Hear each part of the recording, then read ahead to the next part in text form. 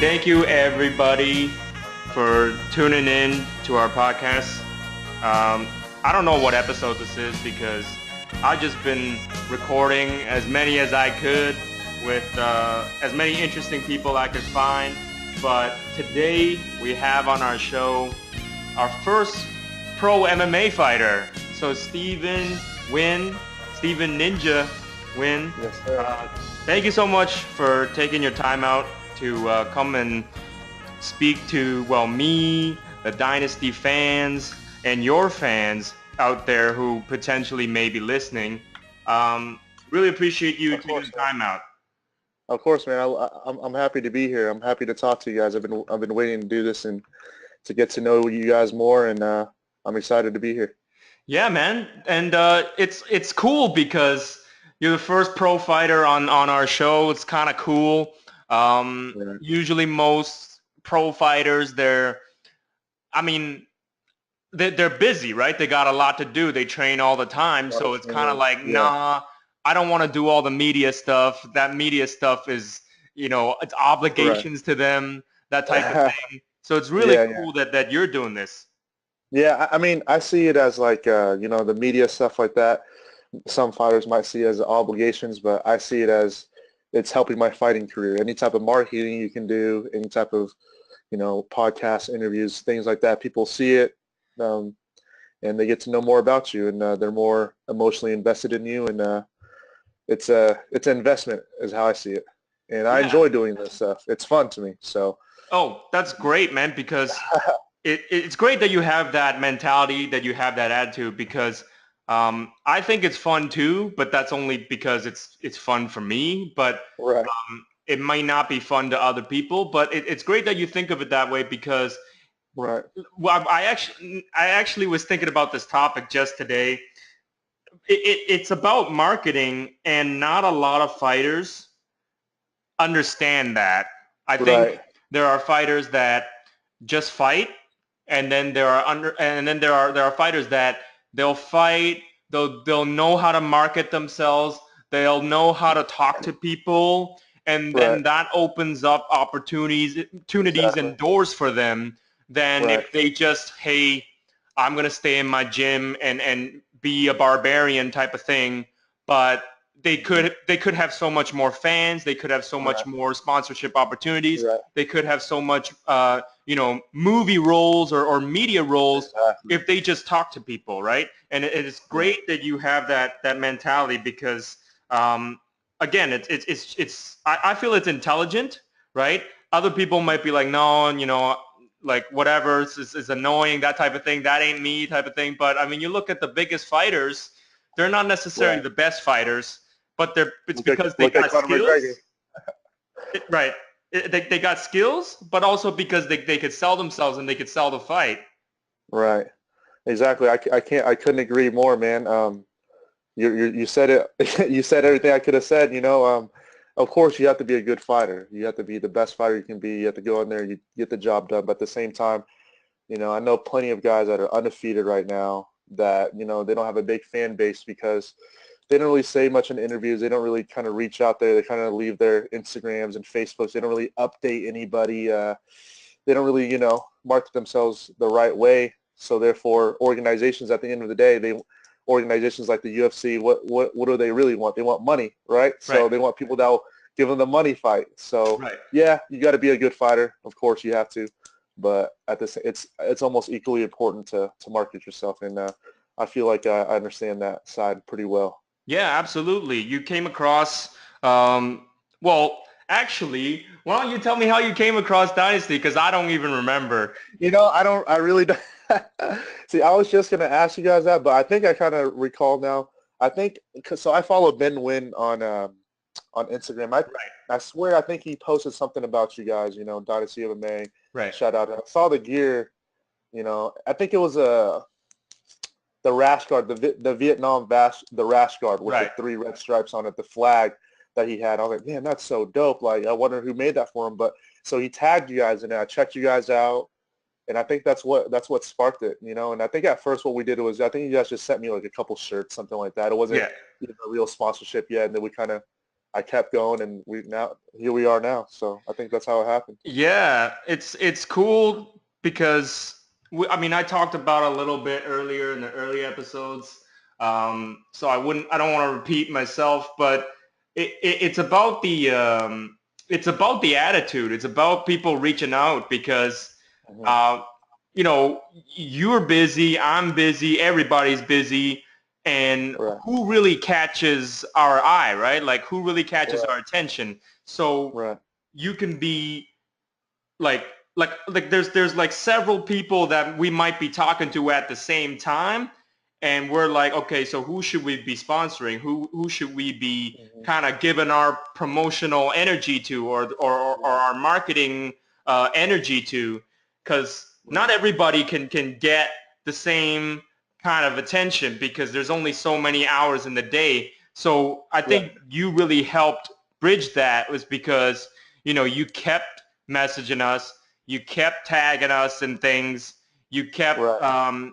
posting about us and stuff like that, and you showed that enthusiasm, whereas Hmm. some other fighters, they may lack that. So then Right. we kind of just hit I the know. brakes a little bit and be like, all right, maybe that Let the let them go. fighter isn't super interested in us, which is okay because we still have other, five, Right. six, seven, eight other guys that are Right. doing stuff. So it's not that we play favorites and be like, Hmm. okay, this guy's really big, or this guy has way better skills than this guy has. Right. Let's give everything to this guy. It doesn't work that way. At least not with me. Um, I go by feeling a lot. Like I feel like this Hmm. is the right fit, then this is the right fit, and a lot of it Right. also falls on the professional fighter, their responsibility. Like how do they make us feel? Like do they make us Hmm. feel comfortable with it? Then Yeah. hey man, anything's possible. You know what I mean? So Right. we got a couple of guys that are, really active, really close with us now. So Hmm. we Yeah. I sponsor see them that. not just clothes. We sponsor them, flights. We sponsor them, anyway, not to reveal like what they get and what the other guys don't get. I don't want people to, get I all jealous understand, and man. everything. But, we treat our guys well, Oh and yeah, you guys do. with, I mean, I don't want to be like, self-promoting and be like, yo, we treat our guys real well, come on our team, that type of thing. No, but realistically, like the guys that we have really, really love us, like love the brand. They love our Yeah, gear. I agree. They really live by it, right? They really believe in it, and that's really like the beautiful thing is because we believe in it and they believe in it, and we're working together to push ourselves up. You know what I mean? Right. And Yep. I'm helping you. obviously, You're helping me. yeah, basically. But anyway, enough about that. This is your show, so you take it Hey, I just away. want So to say first. yeah, I want to say tell me. first and foremost. I mean, Sorry, my uh, bad. Go ahead. even if I wasn't sponsored by you guys, I'd still buy you guys' stuff. I mean, it's super duper dope stuff. I love the shorts, all the gear. So even if I wasn't, I already kind of had in mind like if I wasn't even sponsored by you guys, I'd already still be buying your guys' stuff anyway. So Well, thank you I very much, sir. Thank you. just wanted to say that right off the bat. But everything's been going good. I just won a big championship belt here. It's a local belt, but it's a pretty big deal around this area because Hmm. especially in the Kansas area over here, MMA is not like the biggest thing quite yet. It's growing, Hmm. but by me winning that belt, it's a pretty big deal for me and my No, team. absolutely. And the way you won the belt, right? You finished the guy in like Yeah, under 30 seconds even, right? yeah, So it was. I mean, it was the first punch I threw. It was one of those crazy just right off the bat. Like the guy that I fought, he's kind of known to be kind of more of a slow starter. He'll kind of go out there, feel you out a little bit, and then take it away. But my game plan was just go in there, suffocate him, get right in his face right away, and be first. And the first punch I threw, they connected really well. It's crazy because I didn't even feel it on my hand. It felt like I was hitting a pillow. yeah, It was like one of those sniper shots. yeah. Yeah, I hit him. It surprised me. He fell, and then from there it was just natural instinct. I just took over, and finish them. So Yeah, man, that's the it happened all true so power quick. shot when your muscles are relaxed and your punch almost punches for you. You didn't even really have to think about it, and then when it lands, it just Right. lands. You don't really think about it. Exactly. Yeah. I didn't feel it or anything. Do you train that punch a lot? That specific punch, overhand Yeah. right? I mean, yes. I mean, I have obviously have a lot of tools in my toolbox to use, but uh, I mean, I've just been getting better everywhere. But my right hand, you know, don't underestimate don't underestimate it. It has a lot of power in it, and I feel like if it connects anywhere, it can be lights out for anybody. So yeah, Absolutely. I I mean, mean, I train. I've seen the footage of your fights. You throw that hand, you throw the overhand right pretty damn well, and that's probably your go-to punch, I think. Yeah, I mean, I'll set up my right hand as much as I can. That's my power hand. That's my rear hand. So if I can connect with that right, it'll be a perfect world. But good thing this is MMA. I have a lot of other tools I can use. Yeah, But yeah, absolutely. that's my bread and butter right there. Yeah. So why don't you tell the fans out there, how did you grow up? What was it like? And I guess your first exposure with martial arts. What made you get into that? Man, it all started when I was 5 years old. My mom put me and my sister in a karate class when we were 5 years old, just like as a self-defense thing, not even Hmm. serious. Just like my mom, she put us in there just so we wouldn't get bullied in school, just so we know how some type of self-defense. They obviously teach some good morals and self-discipline, stuff like that. So I stuck with it. By the time my sister stuck with it for a couple of years, and then was like, peace out. I'm gonna go do like ballet or something. And I was like, no, You I weren't gonna kept do ballet. no way. So I kept with it, and I did some tournaments, won some big tournaments, and just kept training karate my whole life. And then my friend, he knew of this MMA gym, and this is when like I just started watching UFC a little bit, and I was like, really, like the UFC stuff? And he told me to come to this gym. He's like, yeah, it's an MMA gym, man. Come check it out. So I remember walking in. I was 15 years old, like freshman in high school, walking in this gym, and I was like super amazed. Like, oh my God, this is a real boxing gym. Like, I Hmm. mean, this is a real boxing ring right here. This is a real cage. Look at all those mats and all these fighters that are in here, and they're all like taking each other down. And I thought it was the coolest thing ever. But I thought I was a badass because like I was like this karate kid, like Yeah. I was one I was one belt away from being a black belt. I won a Right. couple tournaments. I had no hands or anything, but I had some feet on me. So I tested Yeah. myself. I came in there, and I basically just got humbled real quick, man. I got punched in the face, and I was like, man, this is the real deal, Yeah. you know. Feels different. And right. So it really humbled me the very first time I went in there. I started training, but the crazy thing is I just, instead of it pushing me away because I got punched in the face, it actually drew me in. It was like, man, I want to keep doing this. This is awesome. So kept going and doing kickboxing. They offered jiu-jitsu. So I did jiu-jitsu. Hmm. My coach was like, hey, man, you need to wrestle. So I wrestled in high school. And then slowly but surely kind of mixed everything together. My kickboxing, I already had a karate, taekwondo background. Nice. Now I'm working on my jiu-jitsu. Now I'm wrestling in high school. So I kind of put everything together, and I did a couple smoker fights, is what you call it. They don't count on your record. Hmm. It's maybe like 100 people at most inside a random gym in the backyard or something like that. Did like 10 of those fights against other gyms, and then I MMA went smoker fights. yeah, like MMA style smoker fights, Nice. like you just use the MMA gloves that you had, just stuff like that. Just like I was like 16 years old. My mom had to sign a waiver for me to go fight. You were You know, 16 while you were yeah, doing amateur yeah. MMA fights. Right, yeah, but these don't even count on your record. These are just like random fights. Like my first fight was against some 24-year-old guy, Right. and That's it was pretty just, wild. yeah, it's some pretty wild stuff. I did like 10 of those. So by the time I had my real first amateur fight that was actually on record when I was 18 years old, I've already had like a good 9 or 10 fights behind my record. So my very first MMA, my actual first amateur fight, I won that in 46 seconds, armbar in the first round, and then I kind of just kept going. It kind of got serious from there. I was like, man, like I feel like I can just keep going with this. And then I like started traveling around and stuff. I went to Florida, lived there for 2 years, and just concentrated on just training only, trained at American Top Team. out there, got some Wow. really good training. Well, yeah, went undefeated out there, then came back again to Kansas again, kept training, did some amateur kickboxing fights, did some amateur boxing fights, and then ended up becoming 14-1 as an amateur. Wow. And then, yeah, and then I turned pro, and now I'm 4-0 as a pro, and I'm keeping it going. Everything's been going good so far. I can't complain. I'm getting better every day, and I'm so thankful that I walked into that gym that one day, and now here I am. Yeah, it sounds crazy. It sounds like it sounds like almost like did you ever think like, okay, this is my career path and this is what I'm going to Man, do, or is it like just accidental, like your mom brought you into martial arts classes and you just ran with it because it was just fun for you? man, like I feel like it comes from a little bit of my family too. On my mom's side of the family, like my uncle, he owns his own dojo. He's always been to traditional martial arts, stuff like that.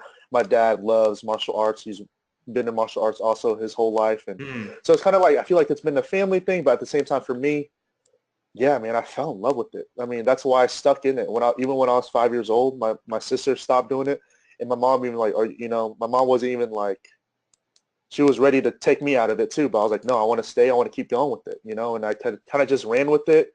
And it's always been me that has always reached out and try to learn more, and I'm always trying to, I want to learn kickboxing. I want to learn more judo. It's always been an interesting thing for me. I love watching uh, old martial arts movies, Jackie Chan, Bruce Lee, stuff like that. It's just Hmm. martial arts. I feel like is part of just my life overall. So Yeah, it seems I like, never, yeah, you had a martial arts upbringing and your mind was already open to all these other martial arts. And yeah, yeah, it's very cool because some people I know, like I've known them for my whole life, and they were doing martial arts the same age I was, but they didn't really have that open-minded mentality where it's like, okay, I'm going to train this, I'm going to train that, I'm going to train this. They kind of only just stuck with one martial art. But it's interesting to hear that you just kind of like straight up embraced all the martial mhm, arts. right. And I mean, I feel like I'm just a student of this game, and I think what drew me to martial arts most is just like I feel like it's a never-ending process. You can be as good as you want, but you'll never learn everything. And my goal is to be like a black belt in everything. Right. Like I just want to be an overall just good at everything because I feel like all martial arts has something to offer you. So I'm in love with it. I'm in love to study it. Watch it, participate in it, every aspect of it, teach it back to people, everything about it basically consumes my life. It's all I do, and I feel like that's the reason why I feel like I can do this as a career path.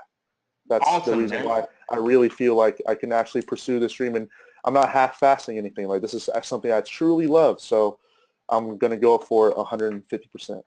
That's really cool that you say that because there's not a whole lot of people that would kind of like think of it that way. You know what I mean? There's a lot of people.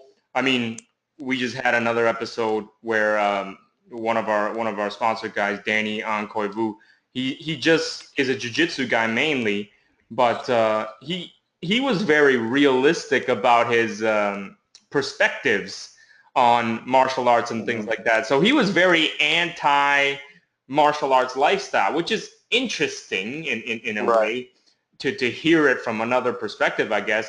I personally was like on the fence about it. I mean, I'm still a martial artist myself, so I kind of look at it in Right. terms of like, no, I believe in the martial arts lifestyle too. But he was very like blunt about it. He was like, nah, the grind sucks, don't. Like he was very like anti, like non-romantic about the whole situation. He was very like the grind sucks. Um, you know what I mean? But not Right, right, right. I know what not you not mean. to And me. Yeah. What and would be I your mean, I comment feel on that? my comment is, I mean, that's fine. Everybody is entitled to their own opinion, but the grind is different I feel like, because he's not a fighter, right? He does jiu-jitsu. I know he might do some jiu-jitsu competitions, but I feel like maybe for him, it's more of a hobby. For Hmm. me, if I'm not on the grind, I mean, when I'm on the grind, for me, it means much more than just only training. It's Hmm. a mental grind. Like as soon as the fight is announced, okay, this is your opponent. You know what I'm saying? That's when the fight starts. The eating that, it might not be the most beautiful thing to go on a diet, cutting weight, all that stuff, but at the end of the day, it's just like the feeling of winning a fight, feeling of knocking somebody out, the feeling of getting your hand raised is probably one of the best feelings in the world, and it's indescribable, you know. And maybe he doesn't know that feeling, you know, and Absolutely. that's why the grind for me is worth it. Yes, because it might not be the most beautiful thing or whatever, like I said before, but it's just a completely different thing when you're actually a fighter. I mean, I don't have anything against whoever that is, but you know, he might not. He's not an MMA fighter. He might not compete in the way that I compete, so he might not completely understand. You know, but I agree with him. You know, it's not all sunshine and pretty and stuff, and you know, you're not. Yeah. You know, you're training hard. You can get injured, stuff like that. Yeah. It's a serious thing, but like I said, for me, I love it, so it's easy for me. Yeah, no, my take on it is, I mean, I actually fully agree with you. Like, I mean, I don't even have to compete as a pro. Like, even if I just compete as a hobby, as an amateur, whatever, right? It's still the same mentality. Like, you don't go in there and underestimate your opponent. You don't Right. half-ass your diet. You don't half-ass your training, because then you're not a martial artist. You're not taking it seriously. But if you were a martial artist, you know, you're looking for perfection. You know, Right. you want to be at your optimal shape, at your optimal diet, because that is what you live to do, even if it's Right. just for that 2 to 3 months, right? Right. That's I what you mean, do. So right. I actually, you know, am totally cool with that. I think what he probably meant to say was like, professional fighting ain't for everyone. And of course, it's Of not for course. Yeah. everybody. Not everybody's going to have the same mindset that, you know, you might have, or the people that fight pro might have. So Mhm. you got to have that. Well, you got to be a little bit different, right? I don't want to use the word Yeah. crazy, but your You know, mind is different, right? yeah, I mean, for anybody to be a fighter, man, to go in there, I mean, you're half naked in a cage at the end of the day in front of thousands of people, you know what I'm saying? I mean, you can call it a modern day gladiator, but you know, you have to be some type of, you know, you have to be some type of person to want to do something like that. You know, you have to be, it's just, like you said, it's not for everybody. And you have to be a unique person to want to do something like that. But at the same time, people who want to do something like that should get tons of respect because you know there's a lot that goes into it, you know, and you understand. Absolutely. You got to make sacrifices, right? So Right. actually, what interesting to me then is, how did your parents or how did your family react? How did your, you know, girlfriend or whoever react when you started telling them, okay, like, I'm just gonna keep fighting? I have a funny story, man. So when I first started doing it, like, you know, like I said, my mom signed waivers and stuff for me. She thought it was okay at first. Like, this is just something for him. He's doing for fun. Never thought it was going to be ever really be serious. My dad is a pharmacist, so he's kind of like a doctor in a way. He has a bunch of friends that are doctors, and I mean, Vietnamese parents, Asian parents, I think as a whole, that's not our typical stereotype is to go out there and be fighters. You know, Right, or I for feel sure. like our typical stereotype probably just, you know, doctors, lawyers, stuff like that. For sure. Um, so at first they're just like, no, you shouldn't do that. You know, like they were not very supportive actually at all. My mom, though, on the other hand, she's always been very supportive. So shout out to my mom. But my dad, you know, he's a little bit more strict. On the other hand, he's always just like, you know, if you get hurt, don't come to me. If you get a broken arm, don't come to me. It's your fault. You shouldn't be fighting. Blah Right. blah blah blah. You know, He's stay old in school. school. You should be Yeah. right. Very very old school. But it's crazy now that he's seen like all my success and he's studied it. He's watched it with me. He understands like there's not just like a barbaric fight. There's a lot of other things that go behind it. You know what I'm saying? Like the training and how hard it is to become a fighter and do what I do. Now that he's actually understood it and he's seen my success, he's a lot more supportive. He shows up at my fights and he's at my fights now and cheers me on 100%. And my sister, my whole family has been supportive really since then. So I guess in the beginning, very doubtful, man. It's like in the very beginning, it was kind of up to me to just kind of prove them wrong. Because I mean, MMA as a whole is a new sport anyways. So they Yeah. were like, what is MMA? Like, what are you doing? You know, like, why are you going in there and fighting guys and, you know, you're not even getting paid yet or paid that much yet. Like, what are you doing? But now that they kind of been with me through my journey and kind of see what it takes, and like they've seen me my very first loss that too, and I came back stronger from that fight and all Yeah. this other things. Like they kind of went through with me through the whole journey. So they respect a lot more now, and they're 100% supportive, and I couldn't be more thankful. Absolutely. And actually, Stephen, how old are you now? I just turned 24. Oh, you're young, man. You're super young. You're super duper young. I always like, I don't know what's wrong with me. My mind is always like somewhere stuck in like, I feel like I'm like always like 24 or something. And every like person I talk to, I automatically imagine them as like, oh, they're older than me because they're like a professional at something. They're a Hmm. professional, you know? So, Right, right. but I mean, technically, of course, I'm older than you, and I knew that I was older than you, but I just felt like, you're the professional fighter here. I should be listening to you. But anyway, Hmm. Hmm. um, reason why I asked, like, okay, you're 24, and obviously you had a ton of fight experience, even Right. just for being 24. And well, what was I trying to say? All right. So I guess a word to our Asian community here, because we're pretty close knit with the Asian American community with Dynasty and everything like that. So listeners are listening in that maybe they're going through the same issues. You know, they picking sort of an unpopular career choice, Right. and their parents are being hard on them. And we hear this kind of thing all the time, like with myself, with one of our guys, Kai Wu, same Right. thing. Right. Parents tend to be more traditional, and they give you a hard ass time. And Oh yeah. to look at it in both ways, it's like, yeah, of course they're gonna give you a hard ass time. Like if I had a kid and I popped him out, and I'm like, of course I want to protect that child. I want to be like, Exactly. hey, I only want what's best for you, Right. because I'm whatever X amount years older than you, and I've been through that type of thing. You want to protect that child. You want to be like, I want you to have the good stuff. You know what I mean? Right. And You know. Yeah. Go ahead. Were you gonna say something? yeah, so I understand it now from a parenting standpoint. Now that Yeah. I'm old enough, I'm be like, okay, I get it now. Right. So it's for the child side, like if we were just to give some advice to people who are maybe like, in their teens or young adults, if they're listening to this, you gotta make it.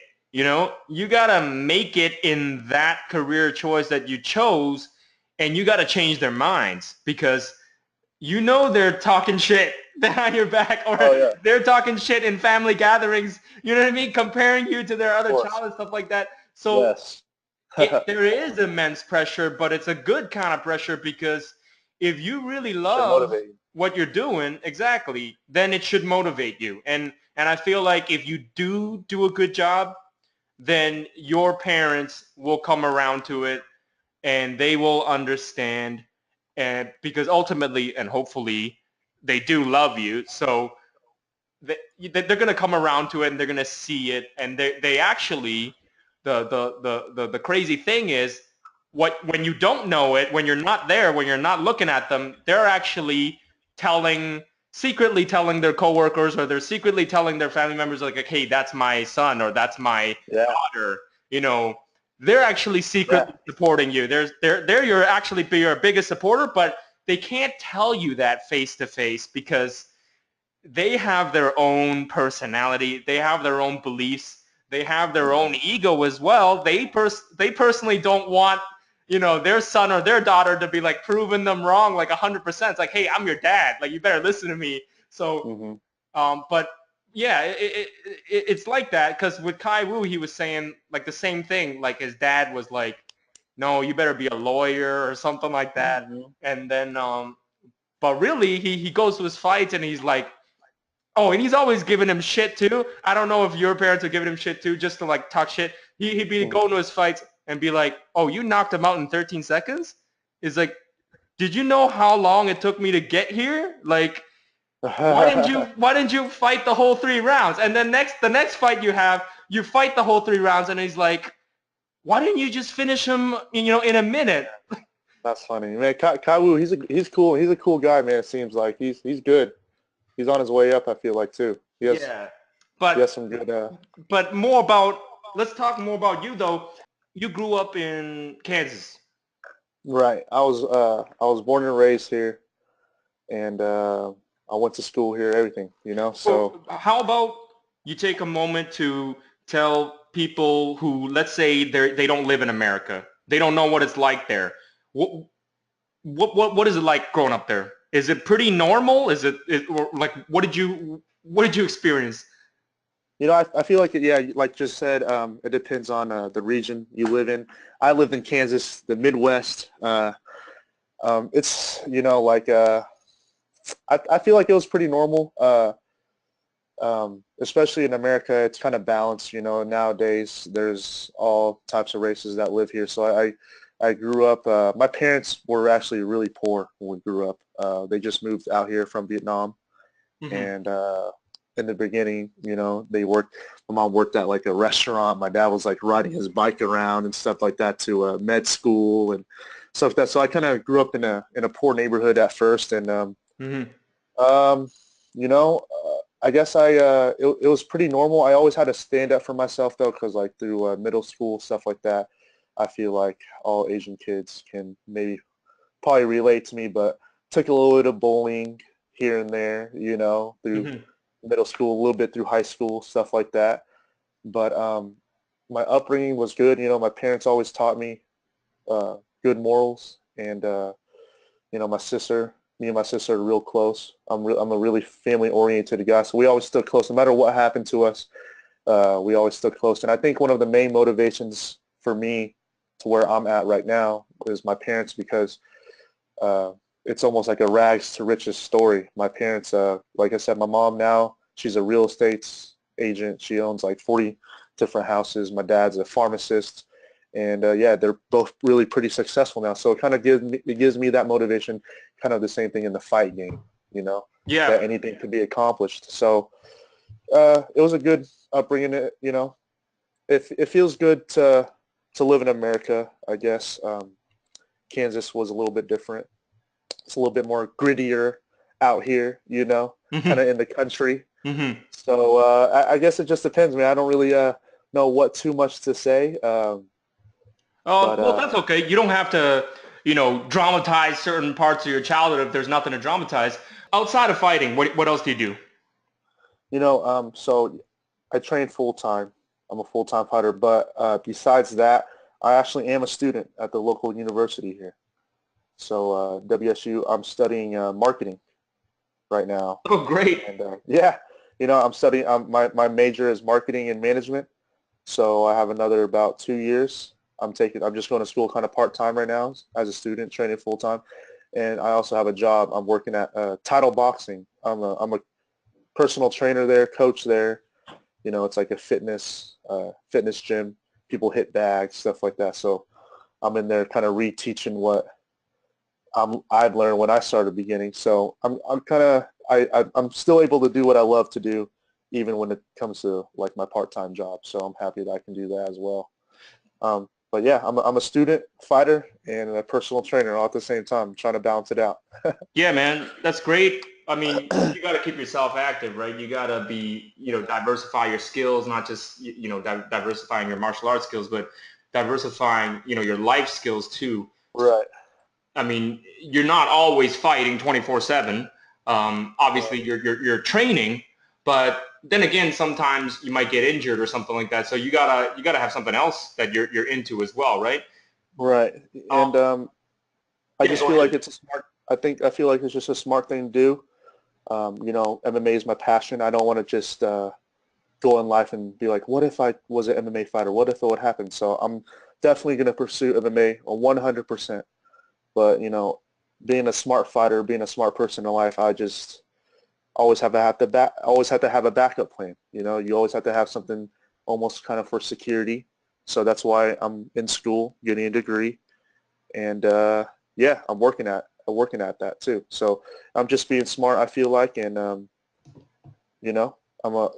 going going with MMA 100%, but still working on other things in life, still working on other projects, still working on other things. Yeah, no, absolutely. And actually, this is sort of a question, curiosity from me. Um, is there any particular reason why your parents chose, Kansas? It's crazy. I think this is what they told me. I'm not 100% sure um, on the details, but well, it started off. They obviously the Vietnam War. They fled over here, and then my uncle was in the military, so they had him out in Florida at Hmm. first. So they sponsored him, and then for some reason he chose to go to Kansas for some reason. I think his wife or something was out here, right? So he came out here, and I think that's how it So your started. And then mom was out here. yeah, so then no, that was my uncle. He came out here. So then Oh, my oh, my bad. mom, Your uncle, yeah. right. So my uncle sponsored my mom from Vietnam to come Oh, over here, and he just happened to be in Kansas. So she came here, and that's where she started her life, and that's where she built her life. right. So Sorry. I just want to make sure I'm getting the facts straight. So your dad, where's your dad from? he's from Vietnam.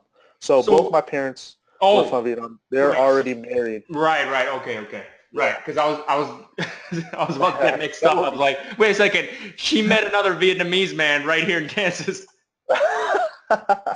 no. Yeah, that was my uncle. He was in the military, and before the whole thing like went to crap, they moved him over to Florida, and then he like met some lady in Kansas and moved to Kansas to be with her, and then he sponsored my whole family to come over here, but he was already in Kansas, so they just stayed in Kansas. So it was largely just kind of a circumstantial thing. Right. It wasn't like, oh, your parents picked the city. It was just like, No, okay, uncle they happened just to wanted be to come there. over here. Right. So it's interesting for me because I don't know anything about this. So I'm actually going to ask you some questions because I'm curious to know. So Okay. in my neighborhood, I did not grow up with any Vietnamese friends. It was mainly just a Chinese neighborhood. Yeah. So, and of course, I'm not American. I'm Canadian. So I hmm always have an outside looking in kind of, perspective. So I'm actually curious to know is um, like, what is your take on like, I mean, I don't want to get all sensitive and personal or anything, but Right. like, I'm just genuinely curious. So your family has sort of a military background, or your uncle has a military background. Are you like Vietnamese, or are you? I think it's called Hmong. Um, I my like yes, I'm Vietnamese, and I'm like Vietnamese American, I guess you Right. can call it. But yeah, my uncle he was in the military. A couple of my other uncles were in the military, and that's kind of more on my mom's side. See, on my dad's side, everybody's like a lawyer, doctor, Hmm. dentist, doctors, stuff like that, and they all live on the West Coast. And most of my mom's family, they live in Florida, which is Hmm. on the East Coast. So, I grew up. I mean, I grew up with like my neighborhood. I grew up with like we have a Vietnamese community here, but the school that I went to, I was actually one of the only Asian people. Mm. Period. Mm. I mean, it was majority white, Mm. black, Hispanics. Hmm. I was maybe one of the five Asian kids, so I wouldn't say I grew up in like a super populated or something like that Asian community. Hmm. But any Asian friends I could make, I mean, they're as close as possible. I mean, they're like childhood friends, like my best friends I've had throughout my life because they can relate to me and stuff like that. So, I mean, I grew up, like I said, I grew up with diversity, so I'm friends with everybody. But Hmm. I wouldn't say I grew up in like a strong, dominant Vietnamese community or Asian community even at all. I was actually one of the few. So that's how it worked out. Do you actually know Kung Lee? Kung Lee, we've talked plenty of times. I mean, my whole family. I feel like any Vietnamese person knows who that is. He's like a hero because he's like the first like MMA fighter who made it far, right? I mean, he's a hero I feel like Asians in all. But Yeah, yeah, to he's a all good friend. Asians. Yeah, I mean, he's a good friend. Me and him message all the time back and forth. He's always commenting on my pictures and stuff like that, you know, telling me like training advice, stuff like that. Yeah, that's dope. So how did you Yeah, meet? Was it just on social media or something? yeah, basically on social media.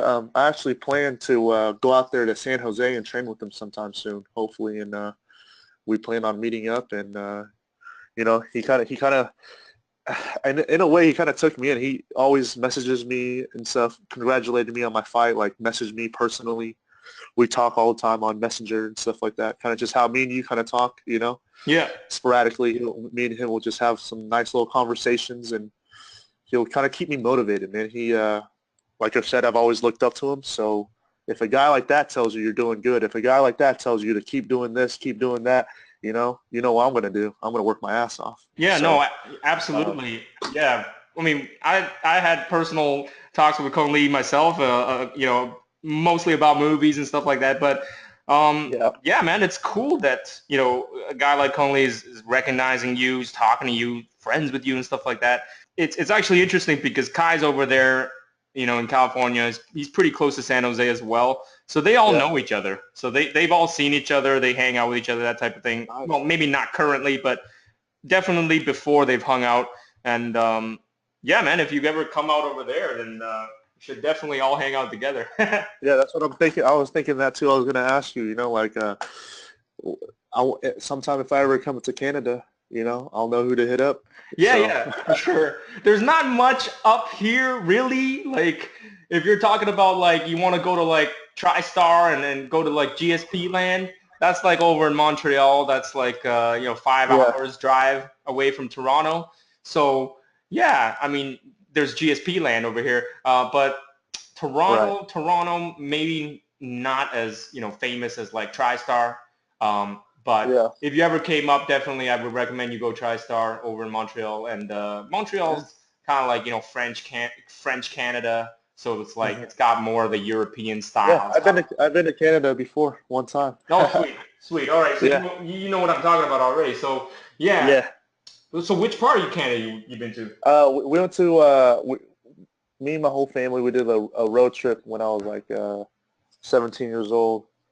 We went to like Alberta Hmm. and like kind of like all across that area, like a lot of scenic view type stuff. We went to like different cities like every day. We were like in this van and we like stopped by a different city every night. Can't recall every single city we Yeah, went to, but Alberta's basically like the Midwest of Canada. So it's like, yeah, yeah, no, it but was really beautiful though, man. Like honestly, I think that was the most beautiful scenic things I've ever seen in my life is yeah, Canada. yeah, there's a lot of nature up here Yeah. and not a whole lot of population because everybody's very sparsely populated up here. Everybody just kind of lives on the southern border of Canada.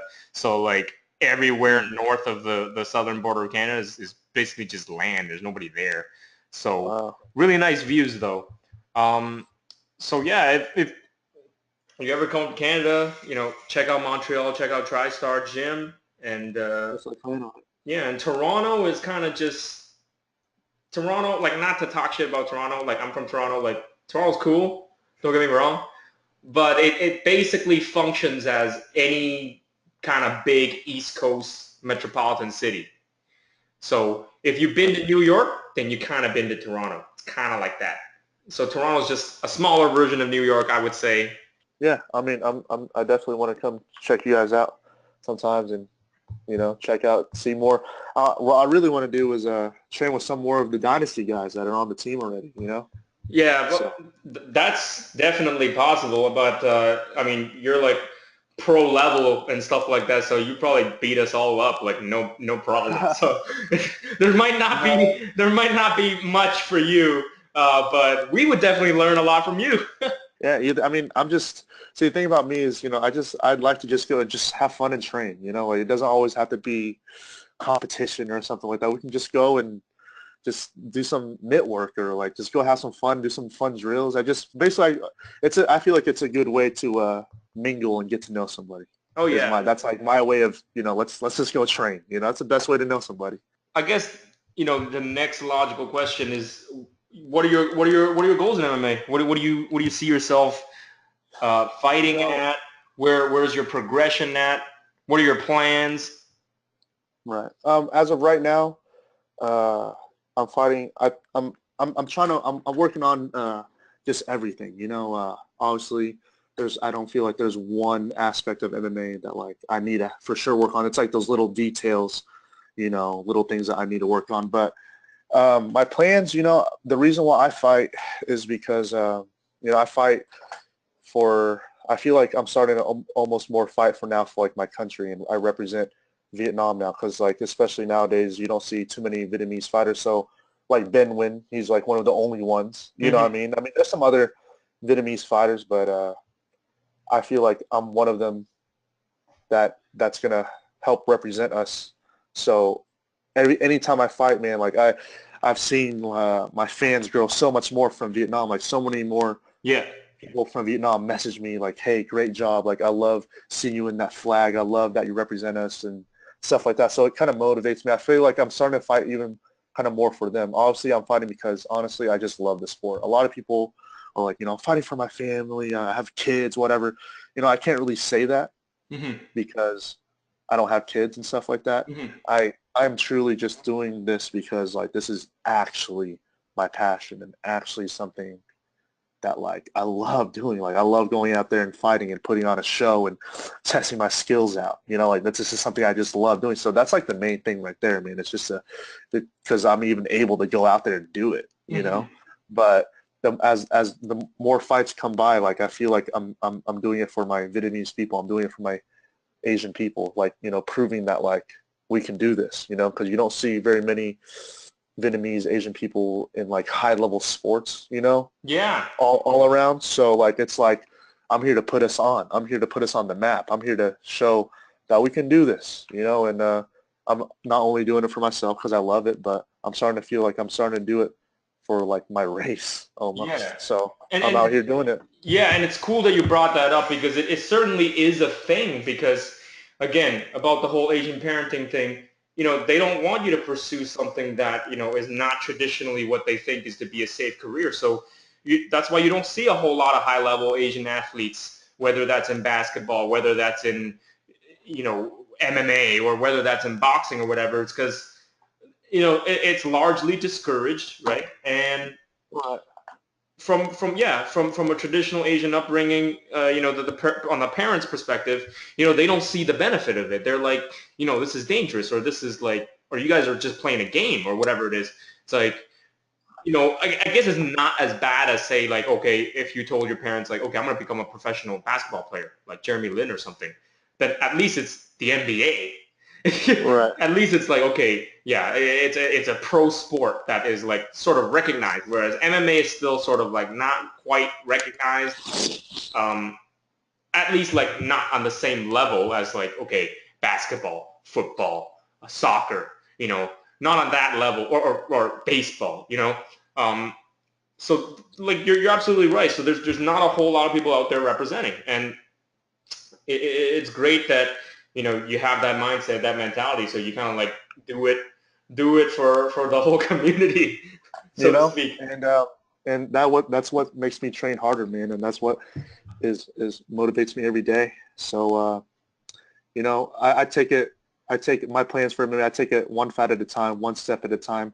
For now, I think I'm going to take a little bit off, like not too long, obviously, but I think I'm going to take the summer off Hmm. and just train and work on things I need to work on. Hmm. Come back and figure out when my next fight is. I don't have a next fight completely committed yet or anything like that, but I'm going to fight sometime in the fall. Hmm. Just gonna take some time off and work on some things I need to work on. Come back up. Sure. I'm curious, what organization are you looking for? Is it like anyone, or like, do you ever think about, okay, maybe I'll fight it like sort of like in an Asian organization, like I one would love to. championships, anything like that? Yes, I would love to fight for one championship. My one of my main goals is to also travel around the world to fight. Obviously, my main 100% goal, make it to the UFC, be the best fighter I can be. That's like the main goal right there. But I love one championship. Who would not want to fight for one championships? Have you seen their shows? It's freaking dope. So that's Bellator, anything. It's all about opportunities, I think. And when the opportunity arises, I'll assess it and I'll see what my best decision is. I know I can make it, and I'm just going to keep going at it, man. Yeah, so. Absolutely. And I'm going to throw you another question here just for the viewers listening in. So I feel like Vietnamese guys, they can fight. Why is it that you think, or why is it that I think that Vietnamese guys can fight, but why do Chinese guys suck at fighting? I completely, I wouldn't say I disagree with that, but like it just depends, man. I mean, like it's just like I said, that's just stereotypes, right? I mean, and that's why I'm here to break that. Vietnamese, I guess you can call us scrappy. I guess you guys can scrap though. Just a little Kung bit Lee, Ben Nguyen, you know what I mean? It's like the whole, Viet fam out there repping hardcore, and then it's like I'm trying to find somebody to cheer on. I'll be like, yo, I'm trying to find somebody. Where is he? You know what I mean? And it's like any single time like a Chinese fighter comes in, he just gets knocked out. I'm like, damn it, he's not on my team. That's I mean, I know what you're saying. Yeah, Kung Lee, Ben Nguyen, they're beasts, but that doesn't mean everybody though. I guess as a whole, I guess you can say some of us are scrappy. I mean, Vietnam's like a third world country. Not everybody grows up in the most nicest way possible. Most of them grew up fighting for their lives. Like they have to, people stealing from them. They have to learn how to fight. So I guess that might be where it stems from. But I feel like Asians as a whole can fight. So that's how I feel. So funny. That's my viewpoint. Yeah, but thanks for that. Funny historical fact that I'm going to drop is that Vietnamese people are actually historically the only group of people that have beaten the Chinese at war. Really? In ancient times. China tried to send their armies down to what they would call Annam. So that was the ancient name for Vietnam, if I'm not mistaken. And they had the dude down there. I'm trying to say his name correctly. I think it was Hung Dao Tran. Something like that. I don't. Yeah, I'm not very good with my history either. That dude was a badass. That dude. Oh man. So they had the Chinese army marching in, and then they had the Mongolian army marching in, and then the Hung Dao Tran guy. He was like, "Nah, like we're gonna stop both of y'all." So he stopped the Chinese army from coming in, and he stopped the Mongolian army from coming in. And then I'm like, "Holy shit!" Like Vietnamese people can fight. You know what I'm saying? Yeah. And then obviously in modern times, depending on which side you're looking at, but you guys defeated the modern military of the United States. We're the only ones who defeat the United States. So that's insane. So anyway, back to fighting. That's got to have something to do with the fighting. It could be, it could be the fighting spirit. It could be anything, but trust me when I say this, it's not all Vietnamese people that know how to fight. I've seen, there's a lot of Vietnamese guys around here in Kansas who kind of like think they're tough and stuff and like, let me come train with you, right. Think it's easy. The typical person come train, Yeah. It doesn't come to everybody. Everybody's different. You could be any race, but of course. I think as a whole, we might be pretty scrappy, I guess. Hey, I feel like that's kind of a good thing to be, some people might see it as a bad thing. It's like, okay, what, I can't be intelligent or I can't be sophisticated? Yeah, of course you could be intelligent and sophisticated, but at the same time, just coming from a self-defense standpoint, if you guys are known to be more scrappier than the others, then at least even if you were as kids, you'd be maybe less picked on, I would say, than like, say, East Asians, who may be coming from Petri backgrounds or like, or they got mom and dad, funding their, buying them clothes and stuff like that. But anyways, I just thought it was something interesting for me to ask, for me to drop in there. That's all good. We're just talking, man. Yeah, I'm not dissing Chinese fighters out there, of course. Of course not. Of course. as a Chinese person, I would want you to make it too. I would want all the Chinese fighters out there to make it too. So yeah, man. So how did you get your nickname? So why Ninja? My nickname. So I didn't pick this nickname out. It kind of all started when I lived in Florida. I was an amateur out there, and my friend Joe, he used to always call me that. Like, he didn't like calling me Steven or something. No one else, like everybody else called me Steven, Steve, Steve-O, all these names. But he was just like Ninja, Ninja, Ninja all the time. That's what he always called me. And it kind of stuck there. And I didn't like, in my amateur days, I didn't like say, oh, this is my nickname. Yeah, I didn't really let it come to me naturally until I was pro. But even when I came back to Kansas, guys in the gym, what's up, Ninja? What's up, Ninja? It kind of just like happened that way. And, I came from a karate background. Like when I spar some of my fights, I haven't really been able to show much of my stand-up, but I can't wait to show it. But I actually have a lot of kicks in my arsenal. I like kicking, spin kicks, wheel kicks, stuff like that. No, you back kicked the crap out of that other guy last time in your pre. Yeah, I'll spin. But that's just like one of my 10 kicks that I like to use. So like especially when I spar, I like to get really creative and, stuff like that. So like, man, you're like a ninja, So I kind of stuck with it, and people liked it, and kind of fit me, kind of fit like my fighting style. I liked it, I asked some other people, like, you guys like this? They liked it. They already called me a ninja anyway, so it kind of just stuck with it, and kind of came naturally. So here it is. Cool, man. So, we don't want to drag this on any longer than we need to drag it on, because, you got your life going on and stuff like that. And we appreciate your time, being on this podcast to begin with. I guess one final thing maybe you can leave our, viewers or anybody listening is, what kind of advice do you have for other, either they're pursuing fighting, right? Like, what kind of advice do you have for other fighters out there, like amateur trying to make it as a pro, anything like that?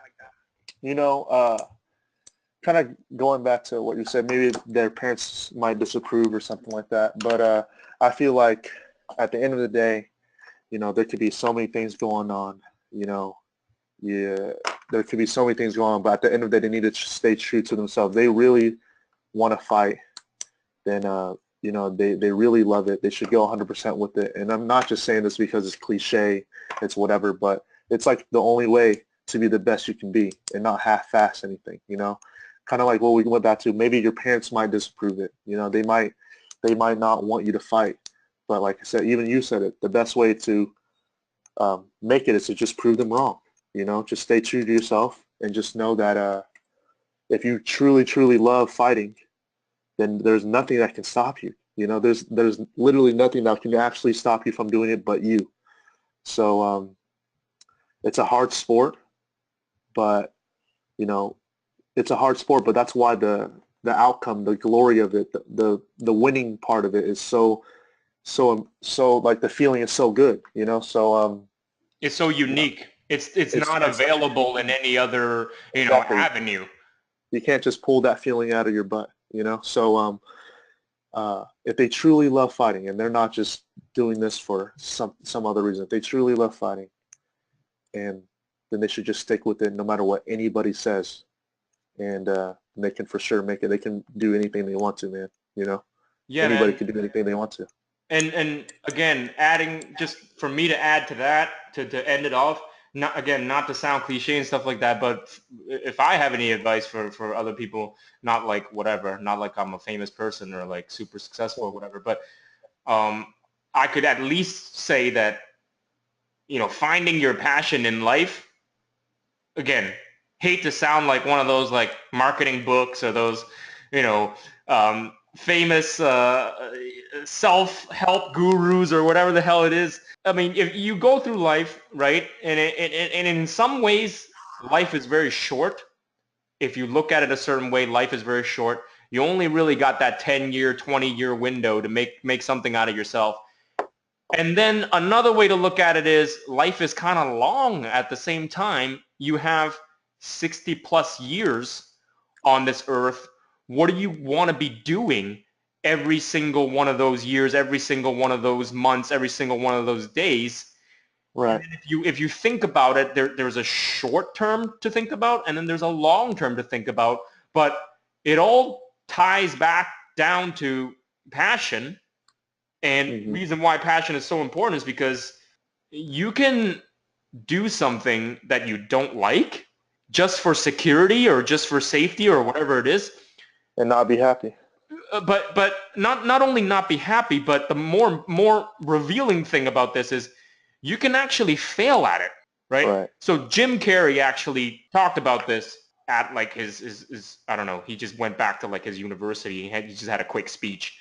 And he was like, even if you don't pursue what you're passionate about, like let's say if you're really passionate about fighting, and let's say you don't pursue it because you want to take a, more secure path, easier path, whatever it is, maybe it pays more, whatever it is, you can actually fail at something that you're not passionate about. Like you can actually get fired from your job. You can actually get hit by a truck and not be able to work anymore. Like anything can happen. So you can actually go through life doing a thing that you don't enjoy and doing a thing that you actually suck at, and you can still fail. Either, within your own control or outside of your control, like whatever. You get laid off, the company shuts down, or your job gets outsourced, whatever it is, or you end up in a life-altering accident, whatever it is. It shocks your system if you think about it this way. It's like, okay, what would you rather spend your days actually doing? When you wake Right. up and you're awake and then you go to bed at night, like what do you actually want to do? So if you can ask yourself that, and you're like, okay, you know what? I want to be fighting. Like I want to be actually doing this. Or maybe you want to plant flowers in a garden. Like that's what you love. Or you want to write, you want to write books. Like whatever it is, right? Like you have to find that thing that is actually meaningful to you. And then you have to just find a way to do that. Even if you're poor and broke, you still need to work your way up, whatever, whether you take a side job, whether you take a full-time job and you work 2 jobs. But at the end, ultimate journey, I feel like people need to have a long-term vision in mind where they want to be ultimately and work towards that, whether it's going to take you a year, whether it's going to take you 5 years, whether it's going to take you 10 years. Because someday you're going to die, and then you're going to ask yourself, well, okay, I didn't actually do that thing, right? Right. I didn't actually go out there and, become an actor like I wanted to, or become a pro MMA fighter like I wanted to. And Yeah. and it's okay to fail, right? So people fear that. Right. They're like, okay, Yeah. well, but what if I fail? What if I whatever? Well, you have to understand that everybody's story is different. The time is going to pass regardless whether you do it or not. A lot of people don't even try. They're like, okay, you know what? I fear the failure, so I'm not going to try it. Well, the whole point is to actually go on that journey. And then at the end of the journey, you're gonna realize, again, this sounds like martial arts philosophical talk, but seriously though, I'm for real. Once you get to that point, you will find that your journey is a success. You're not going to just base it on, one single outcome, on that 1 second, that one title fight or whatever it is. Like you're not going to base it on that. You're going to live a fulfilling life regardless because you took the journey to do what you love to do. Right. And, I completely agree. And, people need to see the long-term goals of it. Like if you fail, that doesn't mean it's over, just like losing fights. Just because you lose one fight or something like that doesn't mean it's over. You still have so much more. When you fail, guys, when you fail at something, just take it as a learning experience and move on and better yourself. And that comes with not just fighting, it comes with life. So that's the advice I have to give to everybody. Yeah, absolutely. So yeah, man, we're just gonna end things off like that. Ninja. Thanks for your time, man. Thanks for being like super nice and super friendly and super professional about everything. And again, thanks for reaching out to us and stuff like that. And hopefully, we'll get to hang out soon. And yeah, definitely keep me up to date on your plans, whatever it is. And I for sure will. Absolutely, man. And down the line, we can definitely just talk more business things too. Of course. I'm happy that I'm on the team, and I'm happy that I got to talk to you, man. So thanks for that. Thank you, man. So enjoy the rest of your evening. We'll sign off.